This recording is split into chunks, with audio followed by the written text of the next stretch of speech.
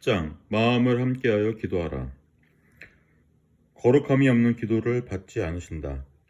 사무엘상 7장 3절 6절을 보면 사무엘이 이스라엘 온 족속에게 우상을 버리고 하나님 여호와께 전심으로 기도할 것과 미스바에서 함께 모여 기도할 것을 선언하는 장면이 나온다. 이 부분을 이해하기 위해서는 그 이전에 어떤 사건이 있었는지에 관한 사전 정보가 필요하다. 본문의 바로 앞인 사무엘상 7장 1, 2절을 보자. 기럇 여아림 사람들이 와서 여호와의 궤를 옮겨 산에 사는 아비나답의 집에 들여놓고 그의 아들 엘리야사를 거룩하게 구별하여 여호와의 궤를 지키게 하였더니 궤가 기럇 여아림에 들어간 날부터 20년 동안 오래 있은지라. 이스라엘 온 족속이 여호와를 사모하니라. 여호와의 궤는 모세가 하나님께 받은 십계명 돌판이 담긴 언약궤로 하나님의 임재를 상징한다. 원래 하나님의 성소가 있는 실로에 있어야 할 언약궤가 왜 기럇 여아림에 있게 된 것인가? 사무엘상 4장으로 거슬러 올라가 보자. 당시 이스라엘은 항상 강성한 블레셋 족속들의 침공에 시달렸는데 한 번은 블레셋 대군이 쳐들어와서 맞서 싸우러 갔던 이스라엘 군사가 대피하고 4,000명이나 전사했다. 그러자 이스라엘 장로들은 실로에 있는 언약궤를 가져와 두 번째 전투에서 이스라엘군 최선봉에 세우기로 했다. 그들은 여호수아 때 하나님의 궤를 앞세우고 행진하여 요단강을 건너고 여리고를 무너뜨렸던 것을 기억했던 것이다. 그러나 여호와의 궤를 앞세우고 전투에 임했는데도 이스라엘군은 첫 번째보다 더 비참하게 패해서 이번에는 3만 명의 전사자를 내고 후퇴한다. 그리고 치욕스럽게도 블레셋 군대에게 언약궤마저 빼앗기고 만다. 이스라엘은 충격을 받았다. 어째서 하나님의 임재를 상징하는 언약궤를 메고 나갔는데도 패했단 말인가? 그것은 그들이 하나님을 섬김의 대상이 아니라 이용의 수단으로 여겼기 때문이다. 하나님을 전심으로 사랑하지도 않으면서 뒤로는 우상숭배를 더 열심히 하고 있으면서 죄를 회개하지도 않으면서 그저 급하니까 살기 위한 수단으로 거룩한 하나님의 궤를 부적이나 도깨비 방망이같이 이용하려고 했던 것이다. 하나님은 만월의 여김을 받지 않으신다. 거룩을 잃어버린 백성에게는 능력을 부어주지 않으신다. 하나님을 향한 사랑과 경건의 능력을 잃어버린 백성에게 하나님의 축복과 보호하심을 주지 않으신다. 거룩과 순결이 없는 자의 기도, 평소 하나님과 깊은 교제가 없는 사람의 예배에는 반응하지 않으신다. 그러므로 비상시에 기도 응답을 받으려면 동기가 순수해야 하고 평소에 하나님과 깊은 기도의 교제를 쌓아놓아야 한다. 언약궤가 도착했을 때 오히려 블레셋 군대가 더 독하게 전의를 불태우며 싸움에 임하여 이스라엘을 패배시켰다고 했다. 영적으로 준비가 되지 않은 상태에서 영적 전쟁을 치르면 독하게 마음먹고 달려드는 마귀에게 오히려 당하고 만다. 이 전투에서 전사한 3만 명 중에 그 당시 이스라엘의 영적 지도자였던 대제사장 엘리의 두 아들도 포함되어 있었다. 엘리는 아들들의 전사 소식과 언약궤를 빼앗겨 이스라엘 군대가 수치를 당했다는 소식을 듣고 충격을 받고 넘어져 즉사하고 만다. 엘리의 아들들은 도덕적으로 너무 타락하여 영적 권위와 능력을 상실한 지 오래였고 엘리 역시 영안이 어두워져 그들을 제대로 인도하지 못했으며 하나님의 말씀이 그를 떠나 어린 사무엘에게 임하고 있었다. 그렇지만 언약궤를 빼앗긴 것과 대제사장 엘리의 아들들의 죽음은 영적 리더십의 공백을 가져와 이스라엘을 큰 충격과 혼란에 빠뜨렸다. 하나님의 영광은 하나님이 지키신다. 그러나 하나님의 언약궤의 영광은 하나님 스스로 지키셨다. 언약궤를 탈취해간 블레셋 군대는 의기양양하게 자기들의 신인 다곤 신전에 언약궤를 갖다 놓았다. 고대에는 전쟁에서 이기는 것은 자신들의 신이 상대의 신을 이기는 것이라고 생각했다. 그래서 패배한 쪽 신상을 가져다가 자기들의 신상 발 앞에 조롱하듯 전시해 놓곤 했다. 그러나 그 다음날 오히려 다곤 신상이 박살나 있었고 이것을 시작으로 독한 종기와 재앙과 각종 질병이 블레셋의 여러 지역으로 번져나갔다. 언약궤를 빼앗아 가지고 있었던 7개월 동안 블레셋은 너무나 끔찍한 고난들을 겪고 나서 완전히 두 손을 들어버렸다. 그래서 마침내 언약궤를 블레셋과 접경지대에 있는 베스메스 지역으로 돌려보냈다. 블레셋은 세상 권력을 상징한다. 세상은 하나님의 임재를 감히 감당하지 못한다. 하나님의 영광과 거룩과 능력은 엄청난 것이다. 결코 세상의 힘이 함부로 건드릴 수 없다. 하나님의 백성의 타락은 하나님이 직접 징계하실 것이지만 감히 세상이 하나님의 임재의 궤를 함부로 모욕하면 반드시 대가를 치를 것이다. 마침내 언약궤가 돌아오자 벳세메스 사람들은 너무 기쁘고 신이 나서 다 구경 나와 그만 경솔하게 여호와의 궤를 들여다보고 말했다. 하나님께서는 이스라엘 백성에게 잠시라도 들어가서 성소를 보지 말라. 그들이 죽으리라. 라고 말씀하셨다. 그러나 말씀을 제대로 배운 지 너무 오래되어 하나님의 영광에 대한 경외심을 잃어버리고 우상 숭배에 오히려 더 익숙했던 그들은 아무 생각 없이 언약궤를 장난감처럼 들여다보고 말았다. 그 즉시 70명이 하나님의 진노로 죽었다. 하나님의 사람들의 믿음이 병들면 꼭 세상 사람처럼 하나님을 함부로 대하게 되고 그러면 혹독한 대가를 치른다. 건성으로 예수를 믿지 말라. 거룩한 하나님의 임재를 가지고 장난을 치면 큰일 난다. 벳세메스의 축제 분위기는 금방 충격과 슬픔으로 가라앉았다. 그래서 그들은 다시금 언약궤를 기럇 여아림으로 보내게 된 것이다. 궤가 기럇 여아림에 들어간 날부터 20년 동안 오래 있은지라. 이스라엘 온 족속이 여호와를 사모하니라. 실제로 법궤는 다윗이 예루살렘으로 옮기기까지 약 70년 동안 그곳에 보관된다. 여기서 20년 동안 있었다고 한 것은 사무엘이 3절에서 백성들에게 회개를 촉구하기 시작한 때의 시점에서 봐야 한다. 어쨌든 이것이 본문의 배경 설명이다. 법궤가 기럇 여아림에 20년 동안 머물러 있는 동안 이스라엘 온 족속이 여호와를 사모하니라 라고 했다. 여기서 사모한다는 말은 몹시 슬퍼하다, 큰 소리로 울부짖다라는 뜻이다. 이스라엘 백성들은 정말 하나님 앞에 자신들의 비참한 모습을 회개하며 울부짖으며 간절히 매달리고 있었다.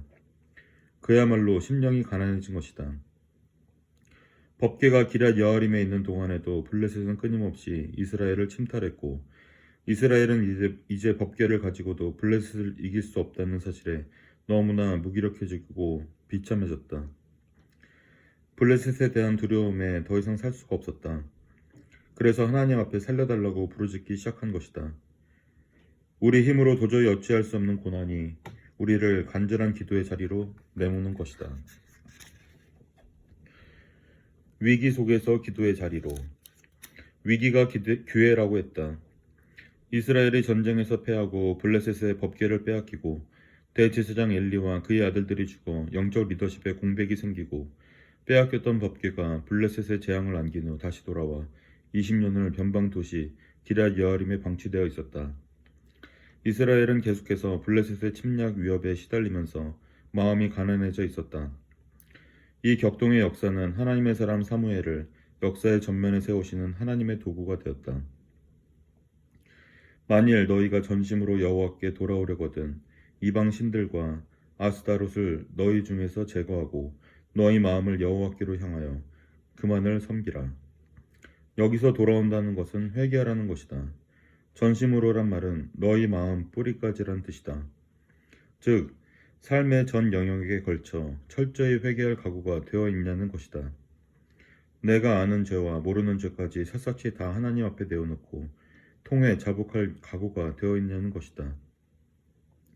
회개를 하려면 확실하게 제대로 해야 한다. 사무엘은 이스라엘의 흐트러진 영성을 한데 모으기 위해 민족적 회개운동을 시작하고 있었다. 회개의 전제 조건은 우상을 제거하는 것이었다. 사무엘은 전심으로 여호와께 돌아오려거든 이방 신들과 아스다롯을 너희 중에서 제거하라고 했다. 여기서 이방 신들은 바알 신을 가리킨다. 바알은 만유의 주, 소유자란 뜻인데 풍요, 즉 돈과 힘을 상징하는 신이다. 가나안 많은 신들 중에 바알이 최고의 남신으로 힘과 폭력, 풍요의 신이었다면 아스다롯은 최고의 여신으로 음란의 여신이다. 가나안에서는 보통 이 두 신을 같이 숭배하여 제사의식의 음란행위가 필수적으로 뒤따랐다. 그런데 가나안 땅에 들어와 살던 이스라엘 백성 안에 이 두 신을 섬기는 우상 문화가 깊숙이 들어와 있었던 것이다.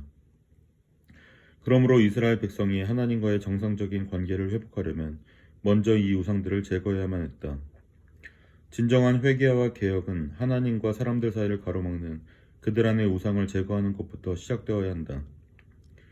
오늘날 크리스찬 안에서도 돈과 음란의 우상이 너무 많이 들어와 있다.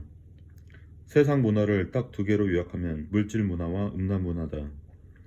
오늘날 사회적으로 큰 문제가 되고 있는 가정 파괴의 주범도 사실 이 물질 문화와 음란 문화이다.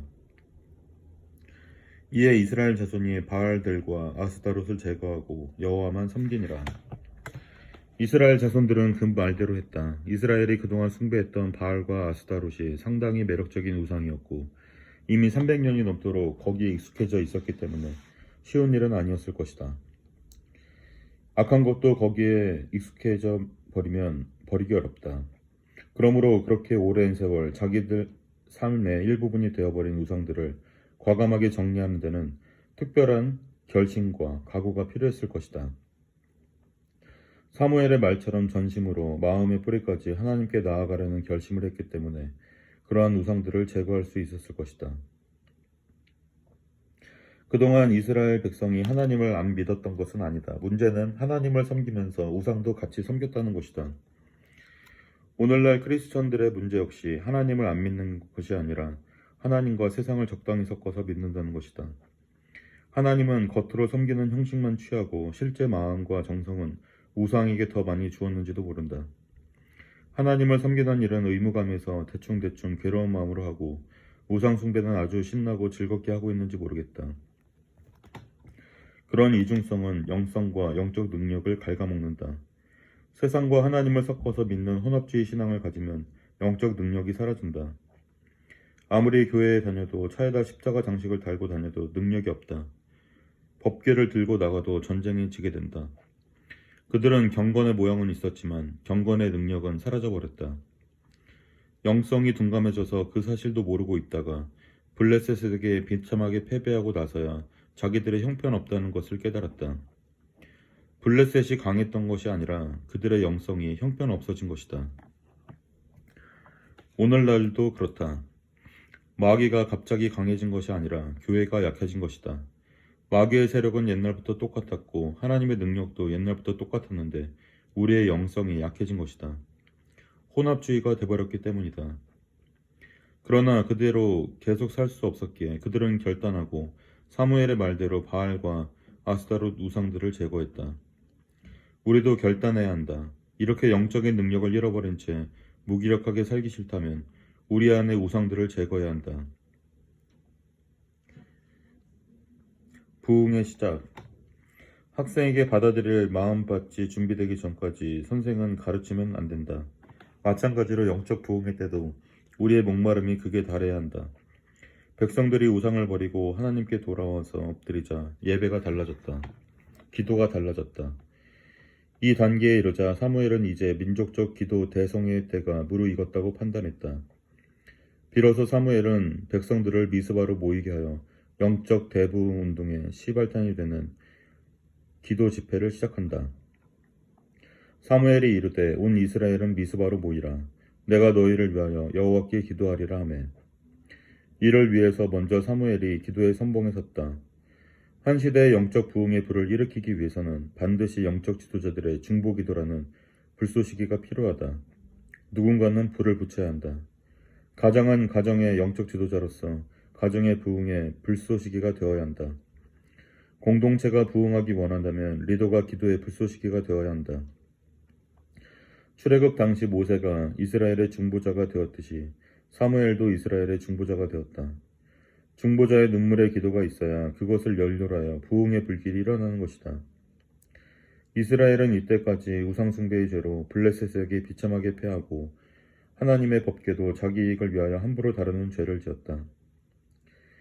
우리에게는 지금도 우리를 위해 중보하시는 대제사장 예수 그리스도의 중보기도가 있다. 우리가 가정의 리더라면 가정을 위해 눈물로 기도하는 중보자가 되어야 한다.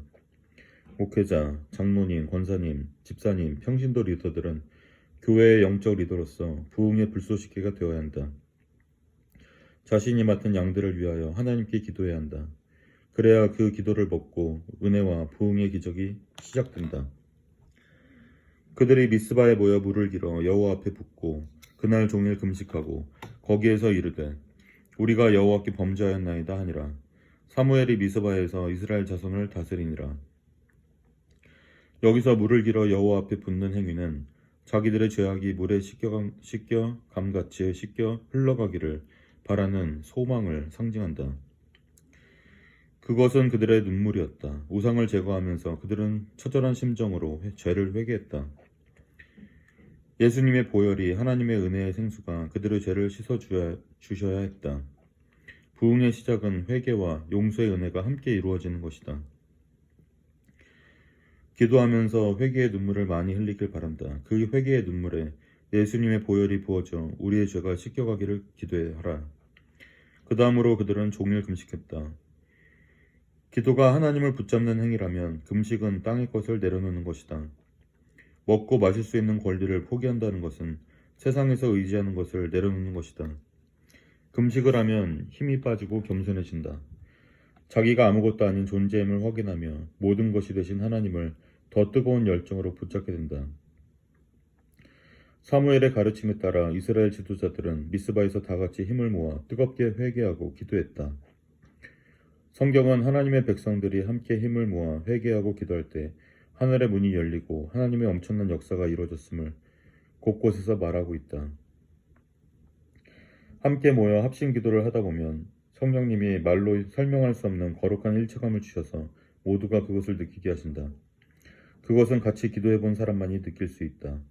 아무리 회의하고 안 되던 일들이 함께 기도한 사람들 사이에서는 너무 쉽게 이해되고 해결된다.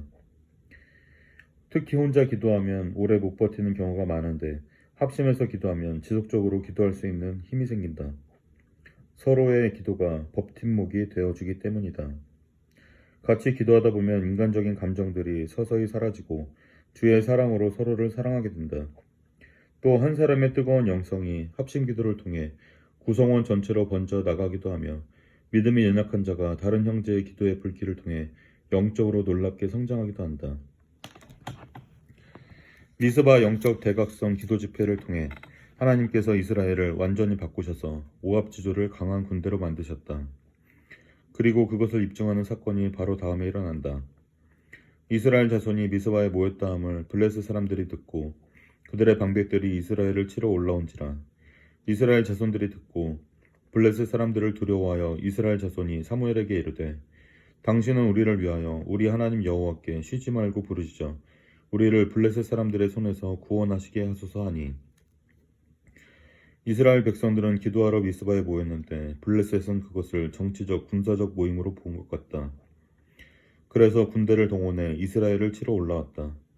전혀 준비도 무장도 안 돼 있었던 이스라엘 백성들은 자신들을 위해 하나님께 기도해달라고 사무엘에게 외친다. 이제 이스라엘에게 기도가 습관이 되었다. 오직 기도만이 모든 위기를 뚫고 나갈 수 있는 해법인 것을 알게 된 것이다. 그래서 사무엘이 기도하기 시작한다. 사무엘이 젖 먹는 어린 양 하나를 가져다가 온전한 번제를 여호와께 드리고 이스라엘을 위하여 여호와께 부르짖음에 여호와께서 응답하셨더라. 사무엘이 번제를 드릴 때 블레셋 사람이 이스라엘과 싸우려고 가까이 오매 그날에 여호와께서 블레셋 사람에게 큰 우레를 발하여 그들을 어지럽게 하시니 그들이 이스라엘 앞에서 패한지라. 사무엘은 백성들의 청을 들어 하나님께 간절히 기도했고 즉시로 하나님의 응답을 받았다.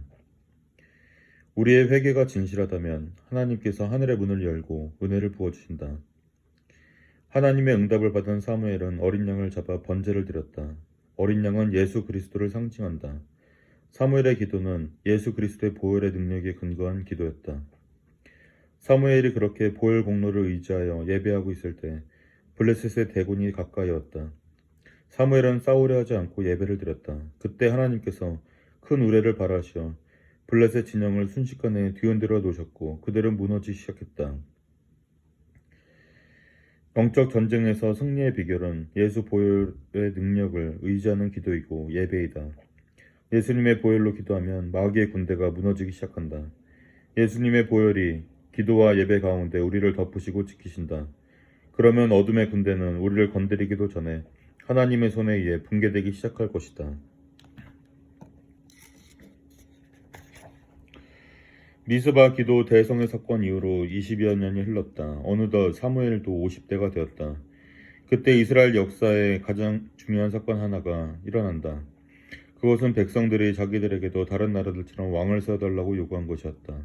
사무엘은 늙었고 그의 아들들은 부정부패를 많이 저질러서 믿고 따를 수가 없으니 자기들도 왕을 세워달라는 것이었다. 이스라엘 모든 장로가 모여 라마에 있는 사무엘에게 나아가서 그에게 이르되 보소서 당신은 늙고 당신의 아들들은 당신의 행위를 따르지 아니하니 모든 나라와 같이 우리에게 왕을 세워 우리를 다스리게 하소서 한지라. 우리에게 왕을 주어 우리를 다스리게 하라 했을 때 사무엘이 그것을 기뻐하지 아니하여 여호와께 기도하매 하나님은 그들의 소원대로 왕을 세워주라고 허락하신다. 그래서 사무엘은 벤야민 지파의 사울에게 기름을 부어 이스라엘의 첫 왕으로 세웠다. 중요한 사실은 왕을 세우는 일은 하나님이 허락하신 일이지 주도하신 일이 아니라는 것이다. 백성들이 워낙 고집을 부리니까 하나님이 허락하셨을 뿐이다. 이렇게 시작된 왕정체제로 인해 이스라엘 백성은 두고두고 고생하게 된다.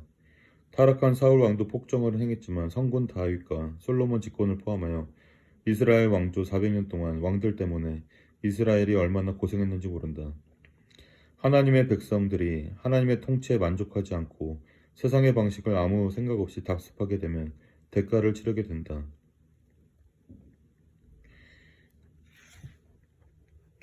보통 죄하면 도둑질, 강도, 살인 같은 흉악한 일들을 떠올린다. 그러나 그런 것들과 거리가 먼 우리는 괜찮은 사람들이라고 생각한다.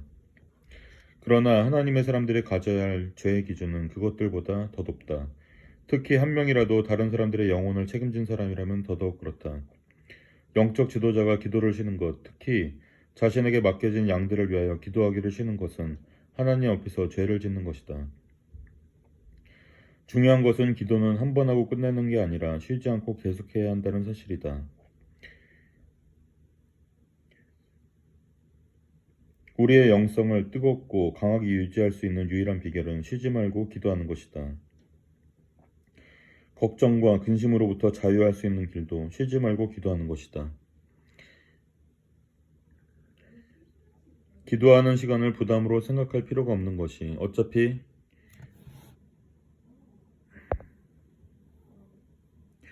기도 안 하면 우리는 그 시간에 걱정하고 염려할 것이기 때문이다. 기도 시간과 걱정 시간은 반비례한다. 쉬지 않고 기도하는 사람은 모든 것을 하나님 손에 맡겨드린다. 우리가 쉬지 않고 기도하면 하나님께서 우리를 위하여 쉬지 않고 일하신다. 반대로 우리가 기도를 멈추면 마귀가 활기차게 일하기 시작한다. 그러므로 마귀를 묶어버리는 길은 쉬지 않고 기도하는 것뿐이다.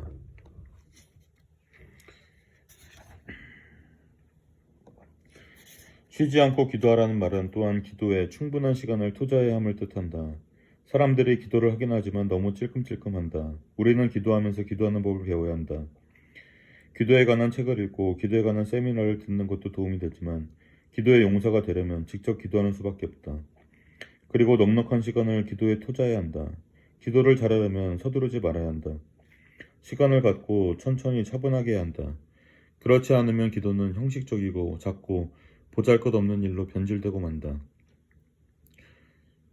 굳게 결심하고 하루의 가장 좋은 시간, 가장 방해받지 않고 맑은 정신으로 깨어있을 수 있는 시간을 충분하게 확보하여 모든 방해물을 차단하고 골방에 들어가 하나님께 충분히 드려야 한다. 하나님의 성령이 우리 영 안으로 충분히 흘러 들어오시려면 시간이 필요하다. 기도 시간을 중간에 잘라버리는 것은 하나님의 영이 흘러 들어오는 파이프를 잘라버리는 것과 같다. 하나님이 우리에게 충만한 은혜를 채워주시도록 하려면 은밀한 장소에서 충분히 기도 시간을 가져야 한다. 기도의 자리에 엎드리면 충분히 거기에 머물러야 한다. 때로는 찬양을 하거나 성경을 읽기도 하면서 충분히 하나님의 영이 우리 자신을 촉촉히 적실 여유를 드려야 한다. 맡은 사역이 많을수록 바쁘고 힘들수록 맡겨진 영적 책임이 과할수록 오히려 더 기도 시간을 늘려야 한다. 종교개혁의 선구자 마르틴 루터는 나는 너무 바쁘기 때문에 하루에 3시간 이상 기도하지 않고는 살 수가 없다라고 했다.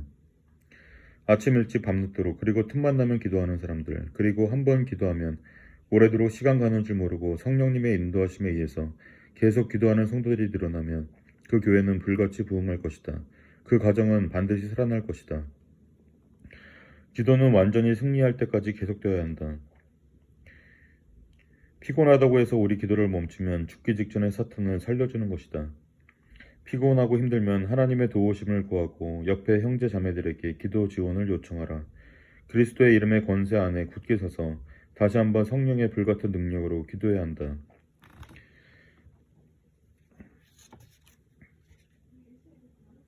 기도를 많이 하는 사람은 하나님께 편한 사람이 된다. 우리가 항상 기도하면 하나님이 우리를 편하게 대하신다. 하나님이 말씀하시기 편하면 하나님의 축복도 항상 충만하게 온다. 하나님은 사무엘의 기도를 들으시고 이스라엘 백성에게 복 주시는 것을 좋아하셨다. 이제 왕이 세워졌기 때문에 사무엘은 정치 리더십을 인계하고 물러날 것이다. 그러나 그가 죽는 날까지 결코 놓지 못할 영적 지도자로서의 책임, 그것은 백성을 위해서 중보기도하는 일이었다. 중보 기도자에게 은퇴란 없다. 이 땅에서 마지막 숨이 닿을 때까지 우리는 우리에게 맡겨진 사명을 위하여 뜨겁고 진실하게 기도해야 한다. 교회를 지키고 나라와 민족을 지키는 것은 앞에서 설치는 사람들이 아니라 골방에서 기도하는 영적 지도자들이다. 사무엘상 7장 13절에 따르면 사무엘이 살아있는 동안 하나님께서 이스라엘을 지키시어 블레셋이 침범하지 못했다고 했다. 사무엘이 살아있다는 것은 그의 기도가 살아있고 쉬지 않았다는 것이다. 그래서 마귀가 건드리지 못한 것이다. 영적 전쟁에서 마귀가 두려워하는 것은 겉으로 드러난 사울 같은 지도자가 아니라 보이지 않는 기도의 골방을 지키는 사무엘 같은 하나님의 사람이다. 기도하는 부모를 통해 자녀들에게 승리와 축복을 주시는 줄 믿는다. 그래서 하루를 자녀들을 위해 기도하지 않았다면 그 자녀를 위해 그날 흘러갈 수 있는 하나님의 축복을 폐기한 것이다. 그게 바로 죄를 짓는 것이다. 제가 살아있는 한 하나님께서 우리 성도들을 지켜주옵소서. 살아있는 한 저는 끊임없이 교회와 성도들을 위해 기도할 것이니 마귀의 공격이 결코 그들을 뚫지 못하게 하옵소서.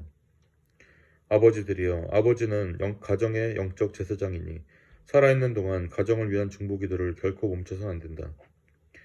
아버지가 영적으로 잠을 자서 아버지의 기도가 멈추면 그날 하늘의 영광이 멈추고 그 아이들에게 마귀의 유혹이 다가갈 것이다. 어떻게 하려는가? 우리가 기도하지 않는 하루는 마귀가 우리 자녀들, 우리에게 맡겨진 양들을 마음 놓고 공격하는 빈틈이 된다. 그런 빈틈을 결코 허락해서는 안 된다. 하나님이 그 사명을 끝까지 다할 것인지를 지켜보고 계신다. 하나님의 백성을 위하여 매일 쉬지 말고 기도하라. 기도를 쉬는 죄를 짓지 말라.